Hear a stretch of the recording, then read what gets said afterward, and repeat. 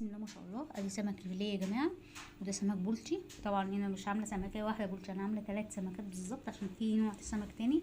ده المكرونه يا جماعه اللي هي الصغيره اللي هي البلدي. بصي طبعا لما تيجي تقلي ما ينفعش تقلي ايه كوم مع بعض، وتقليها واحده واحده. بصوا عشان تطلع معاكي ايه اهي. ده ايه دقيق واللي هو كاري وكركم عشان يطلع لك اصفر كده. وايه اهي بصوا واحده بوحدتها اهي، عشان خاطر ان انت ايه ما تعمليش. بصوا بقى كده. ادي السمك ايه الفيليه بقى اللي جربت الفيليه بصلصه يا جماعه. بصوا بصوا القلب بتاعه ابيض حلو ازاي. وده ايه السمك البلطي يا جماعه، طبعا بصلصه بقى، بس انا ما حطيتوش في الفرن. مع مع رز بايه ببصل، بس انا بحب اجمعه. حبه سلطه بقى حلوين معاهم بنجر. بصوا بقى كده طبعا مع بتاع بنجر بقى طعمه حلو قوي كده. بصوا ما شاء الله.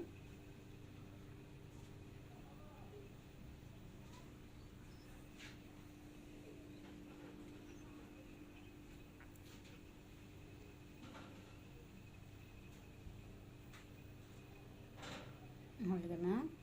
بصوا لما تيجي تقلي ايه واحده بوحدتها عشان يطلع معاكي السمك هز.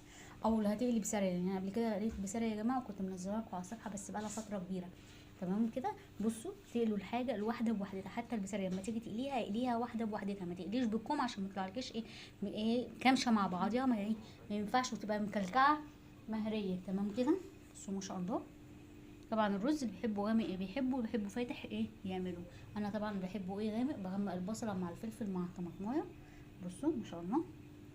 طبعا السلطه يا جماعه فيها بنجر فيها طماطم فيها بصل ليمون بقى وخل وكده مع التوابل.